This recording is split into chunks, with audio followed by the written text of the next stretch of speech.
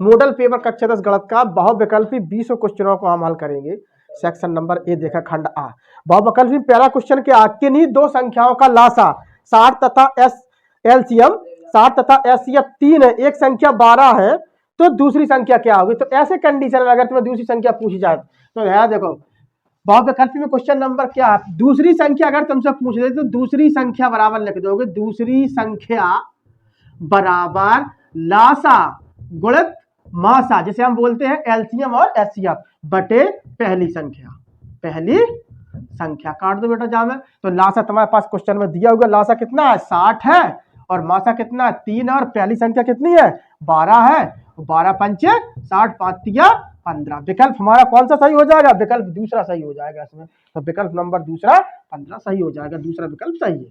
ठीक, question number दूसरा क्या कह रहा है, दूसरा कह रहा है एक शून्योत्तर परमेय संख्या और एक अपरमेय संख्या गुणनफल क्या होता है। तो अगर हम इसमें देखो दूसरा क्वेश्चन क्या है, इसको साफ करते हैं।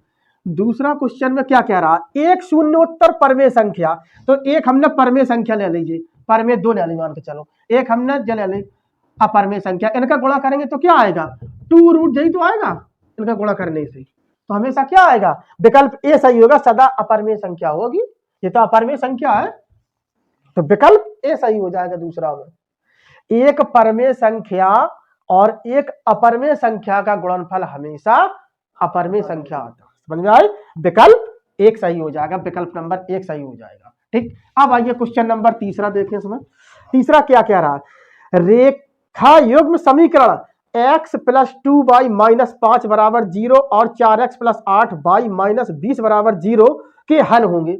तो देखो इनमें तुलना करने पर थोड़ी हमें, तो हम यहाँ क्या करेंगे, इसमें लिख लेंगे हम यहाँ a बराबर a1 बटे a2 है, इससे तुलना कर दो आप बेटा इसमें। तो a1 हो जाएगा 1 और आपका a2 हो जाएगा आपका 4। ठीक, अब कर दो b1 बटे b2 से तुलना कर दो। तो इसमें b1 कितनी है अपनी 2 है और b2 कितनी है अपनी 8 है, तो इसको काटेंगे बेटा 1 बटे 4। अब c1 बटे c2 से तुलना कर दो, तो c1 कितनी है अपनी, c1 है -5 और c2 है -20, माइनस से कट गया तो 5 एकम 5 और 5 को 20, तो ये बराबर बराबर आएगा तीनों। तो हमारा नियम क्या कहता है कि a1 बटे a2 बराबर b1 बटे b2 बराबर c1 बटे c2 क्या कहता है, अनेक रूप से अपरमित रूप से अनेक हल होंगे, संपाती रेखा बन जाती है इसकी रेखा, ये क्या बन जाती है, संपाती रेखा बोलती है कि अनेक रूप से अपरमित रूप से अनेक हल होंगे। तो विकल्प नंबर आपका इसका सही हो जाएगा दूसरा, तीसरा का दूसरा सही हो जाएगा। ठीक, अब आइए क्वेश्चन नंबर चौथा क्या कह रहा, देखिए वह है बड़ी से बड़ी संख्या जिससे 70 और 125 को विभाजित करने पर क्रमशः शेषफल 5 और 8 प्राप्त होता है। ऐसी अगर संख्या आ जाए तो इनमें से क्या करोगे आप, 70 में से 5 घटा दो और 125 में से 8 घटा दो और उनका निकाल लीजिए आप एचसीएफ मासा निकाल लीजिए। तो देखो यहाँ पर, हाँ वेरी गुड, तो 70 माइनस शेषफल कितना बचा है 5 बराबर कितनी संख्या आ जाएगी 65। ठीक है, और फिर आप 125 माइनस 8 बराबर कितना आ जाएगा, आप इसमें ये आ जाएगा 117। ठीक, इनका निकाल लो आप एचसीएफ, तो गुणनखंड करके ऐसे निकाल लो, एचसीएफ तो निकालना जानते ही होगे यार, 13 × 5 = 65 होता है, गुणनखंड कर दो इनके और 117। ठीक है, और 3 त्रिक बराबर करो यहाँ पर, सॉरी 3 त्रिक का 9 3 त्रिक का 9 13 नंबर 1 हो जाएगा गुणनखंड। तो एक जोड़ा बन गया, ये हम एचसीएफ निकाल लें यानी कि मासा में जोड़ा निकल के आता है, तो बराबर विकल्प आपका क्या सही हो जाएगा, 1 सही हो जाएगा, 13 आंसर आ जाएगा इसका क्वेश्चन नंबर चौथे का। अब आइए क्वेश्चन नंबर पांचवा क्या है इसमें, देखो पांचवा देखें 3 के प्रथम 5 गुणजों का, 3 के प्रथम 5 गुणजों का, तो 3 के प्रथम 5 गुणज क्या हो जाए 3 6 9 12 15। हमें एक सूत्र पता है, अगर पहला और अंतिम पद दिया तो उनका बड़े आसानी से निकाल लोगे, क्या होता है n/2 ब्रैकेट में a + l। ठीक, तो n बराबर टोटल संख्या कितनी है 1 2 3 4 5, यही तो है, तो 5/2 ब्रैकेट ले लो यहाँ पर, पहली संख्या कितनी है 3 और लास्ट कितनी है 15, तो जोड़ दो 5/2 गुणित 5 15 3 18 2 18 9 बार जाएगा, 2 18 और 9 5 45। 45 देखो विकल्प है इसमें कहीं, हाँ विकल्प ए सही हो जाएगा आपका। लो लग गया।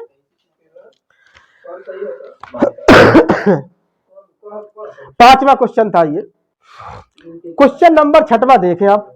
दो घात समीकरण 2x² माइनस 4x प्लस 3 बराबर 0 के बारे में निम्न कथनों पर विचार कीजिए।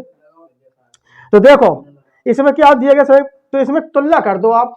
एक समीकरण दिया हुआ है इसमें, इसके कथनों के बारे में लिखना। तो एक हमने लिखाया था d बराबर b² माइनस 4ac से आप तुलना कर दो। अगर 0 से या 0 या प्लस में आ जाए तो मूल वास्तविक होते हैं, अगर माइनस में आ जाए तो मूल वास्तविक नहीं होते हैं। तो देखो क्या कंडीशन बन रही है, तो इससे तुलना कर रहे हैं, इसको हटाते हैं।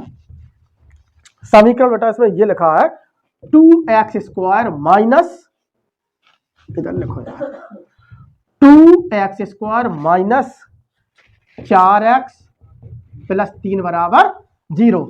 इस पर रखेंगे हम d का मान निकाले, तो b बराबर माइनस के 4 हो जाएंगे। d बराबर लिख लेंगे माइनस का 4 का वर्ग माइनस 4 गुणक a का मान 2 ही तो हो जाएगा, c का मान 3, इनको तोड़ दो कितना हो जाएगा 16, 4 दूनी 8, 8 तिया 24 बर। तो ये क्या काय में चला गया, माइनस में चला गया ये। ठीक, तो मूल समीकरण के कोई मूल वास्तविक नहीं होंगे, विकल्प बी सही हो जाएगा। इसमें वास्तविक नहीं है, माइनस में चलेगी संख्या माइनस, बस तो विकल्प ये वाला सही हो जाएगा, ए और बी। चलो अगला देखें। हाँ पीछे देते, अगला देखिए आप इसमें क्वेश्चन नंबर 7वां देखें। देखो क्वेश्चन नंबर 7वां क्या कह रहा है, AOBC एक आयत है, ठीक है, जिसके 3 शीर्ष A बराबर O बराबर B बराबर, तो उसका विकर्ण ज्ञात करना। एक हम आयत बना लेते, देखो यहाँ देख लें, ठीक है। एक आयत है तो A के मूल दिए हुए हैं 0,3 और O के मूल है 0,3 और B के मूल क्या है, इसके दे रखा है शीर्ष दे रखा मूल क्या सी 5,0। हमें विकर्ण ज्ञात करना है, तो A B के बीच की दूरी निकाल लेंगे यहां से हम। तो A और B के बीच की दूरी का सूत्र क्या होता है, x2 माइनस x1 का whole square minus y2 minus y1 का होल स्क्वायर रख दो। तो x1 ये हो जाएगा, y1 ये हो जाएगा और x2 ये हो जाएगी, y2 ये हो जाएगी। मान रख दो यहाँ पर प्लस, सॉरी यहाँ पर प्लस है। चलो यहाँ पर हम लगाएंगे सूत्र, x2 कितना है अपना 5, तो 5 माइनस 0 का वर्ग प्लस y2 कितना है 0 माइनस 3 का वर्ग बराबर, सॉल्व करो इसका तो निकल के आएगा 25 प्लस 9 बराबर निकल के आ जाएगा रूट के 34। विकल्प नंबर आपका इसमें क्या सही हो जाएगा, तीसरा सही विकल्प है, ये तीसरा सही है 34। 8वां सवाल, यदि समीकरण x² प्लस kx माइनस 5/4 बराबर 0 का एक मूल 1/, तो k का मान ज्ञात के। जो मूल हो तो वही मान रख दो k का, ठीक है, x का मान रख दो वही निकल जाएगा, k का मान देखो इसको कैसे सॉल्व करेंगे।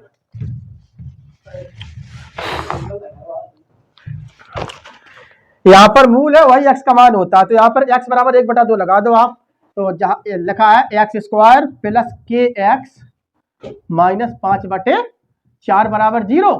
अब मूल दिया हुआ है, मूल कितना 1/2 है, तो x का मान 1/2 मानो यहाँ पर 1/2, हाँ एक ही मूल है इसमें 1/2 प्लस k गुणित 1/2 माइनस 5/4 बराबर 0। जो खोल दो 1/4 आ जाएगा प्लस k/2 हो जाएगा माइनस 5/4 हो जाएगा बराबर 0। इसका एलसीएम ले लो 4 आ जाएगा, तो 1 प्लस 2k हो जाएगा यहाँ और माइनस के 5 बराबर 0। क्या चीज गुणा कर दो इसमें, जोड़ दो पहले इनको, सॉरी। तो यहाँ पर हो जाएगा 2k माइनस 4, 5 में से 1 चला जाएगा बटे 4 बराबर 0। फिर ये गुणा कर दो इसमें एक नीचे मान के, तो ये निकल के आ जाएगा आपका, यहाँ करेंगे 2k माइनस 4 बराबर 0, ठीक है। तो 2k बराबर 4, तो k बराबर 4/2 बराबर 2 आंसर आ जाएगा। विकल्प इसमें कौन सा सही हो जाएगा, पहले ही सही हो जाएगा, विकल्प नंबर 1 सही है, ठीक। अब देखा क्वेश्चन नंबर 9वां, दो समरूप त्रिभुज होते हैं, तो यदि उनके संगत कोण बराबर हो यदि उनकी संख्या, हाँ तो ए और बी सही है इसमें, ठीक है, ये विकल्प तीसरा सही हो जाएगा इसमें। 9 में विकल्प हमारा तीसरा सही है, ए उपयुक्त तो दोनों हो जाएंगे इसमें। 10वां देखो,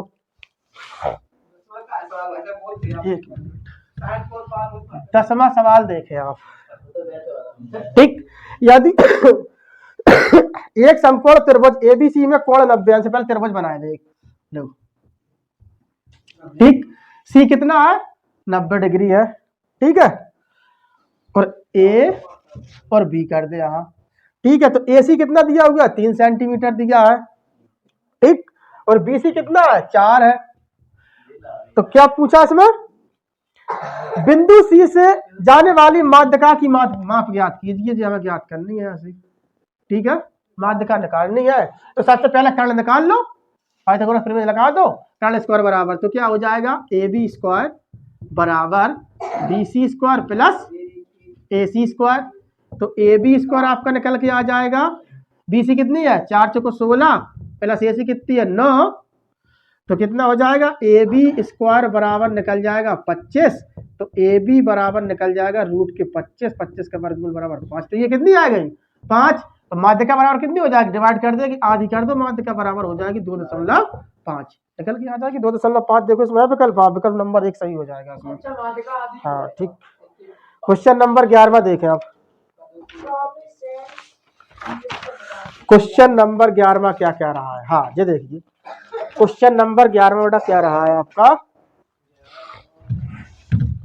11वां क्वेश्चन देखें इसमें, यदि sine theta minus cos theta bracket बंद है बराबर 1 हो, तो साइन की घात 4 प्लस कॉस की घात 4 थीटा का मान ज्ञात कीजिए। देखो पूछा है, यदि sine theta minus cos theta बराबर 1, तो साइन की घात 4 थीटा प्लस कॉस की घात 4 थीटा का मान ज्ञात करना है, ठीक।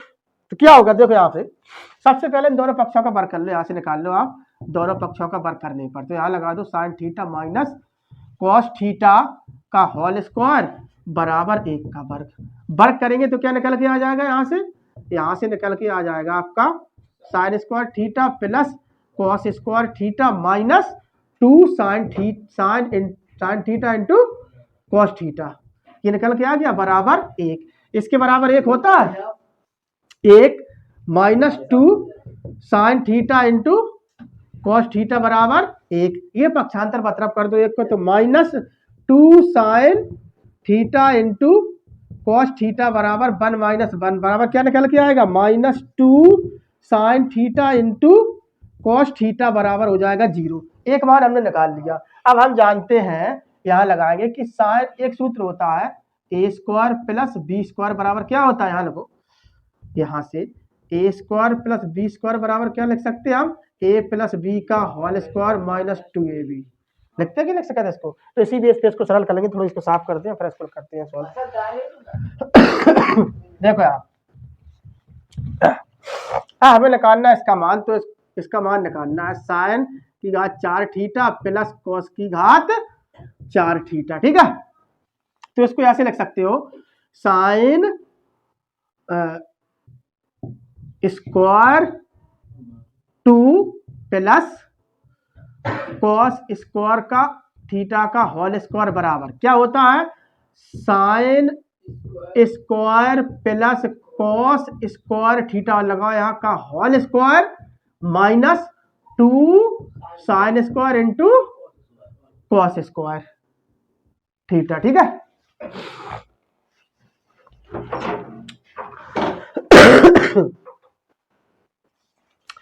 अब चलो यहां से हम क्या करेंगे, देखो यहां से हमें इसका हम जानते क्या होता है, इसका मान sign square plus cos square एक ही तो होता है, 1 माइनस, और इसका कितना आया था, मान minus 2 sine square cos square theta बराबर 0 निकाल के आए थे, इसका पूरा मान 0 रख दो, तो बराबर क्या निकला, इसको तोड़ दो, ये निकल के आ जाएगा आपका, खोल के लिखो इसको, 4 थीटा प्लस कॉस की घात 4 थीटा बराबर निकल के आ जाएगा 1, घटा दो बस, साइन की घात 4 प्लस कॉस स्क्वायर थीटा लगाओ यहाँ पर बराबर 1। विकल्प नंबर कौन सा सही हो जाएगा इसमें? विकल्प नंबर आपका हो जाएगा पहला ही सही है, आंसर पहला विकल्प सही हो जाएगा, इसको टिक करेंगे पहले विकल्प में। साइन 2a बराबर साइन 2a बराबर 2 साइन a का सत्य होगा जबकि बराबर है, तो इसमें क्या करो, देखो यहाँ पर पहले इनकी तुलना कर दो, यहाँ से बराबर बराबर मान हो जाए तो सही हो जाएगा। तो यहाँ पर लिखेंगे हम a का मान 0 ले लो यहाँ से, तो साइन, ये सवाल नंबर 12वां है, तो साइन a बराबर 0 रखेंगे पहले हम, गुणित 0 कर दो बराबर, तो ये हो जाएगा 2 गुणित साइन 0, ठीक। तो यहाँ पर क्या आ जाएगा, यहाँ पर आ जाएगा, तो यहाँ से गुणा लगाएंगे तो यहाँ क्या आ जाएगा, साइन, यहाँ गुणा करेंगे तो क्या हो जाएगा, साइन 0 ही तो हो जाएगी यहाँ, ठीक है, बराबर इसका गुणा करेंगे तो क्या आ जाएगा, हाँ, तो यहाँ पर क्या आ जाएगा, 0 ही तो आ जाएगा, साइन गुणा 0 करेंगे तो 0 घट जाएगा, इसको गुणा करेंगे 0 आ जाएगा, तो क्या हो जाएगा, साइन 0 का मान 0, तो 0 बराबर 0 मिल जाएगा, तो विकल्प ही सही हो जाएगा इसमें, विकल्प सही हो जाएगा 12वां में।